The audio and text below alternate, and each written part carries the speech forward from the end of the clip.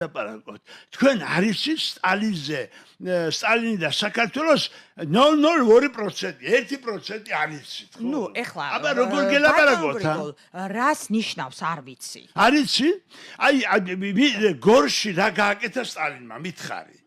აი რა გააკეთა გორს რა გაუკეთა სტალინმა. ხო, აი კარგით, გორს რა გაუკეთა სტალინმა, ჩვენ ისტორიული გადაცემა არ გვაქვს. თქვენ რას გაუკეთებთ გორს? კეჭაც კეჭსი. მე გეკითხები. ხო, გასაგებია, მაგრამ როგორ მეკითხები? როდესაც 1933 წელს საქართველოში პირველი გაჩნდა ტელეფონის საწყავი სისტემა, რომელიც უდრიდა მოყოლებული ბაქოდან ჩასული ბათუმამდე რკინიგზის მშენებლობას თავისი მთელი ინფრასტრუქტურით.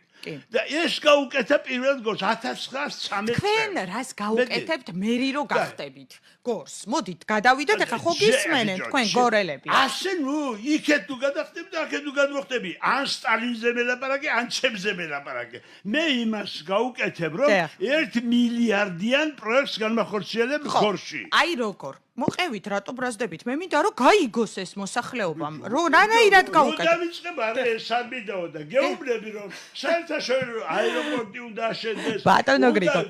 ჟურნალისტი. ეხლა კიდევ ხელს ვიშლი. დეა, კარგით. კი ბატონო. კარგით, აბა.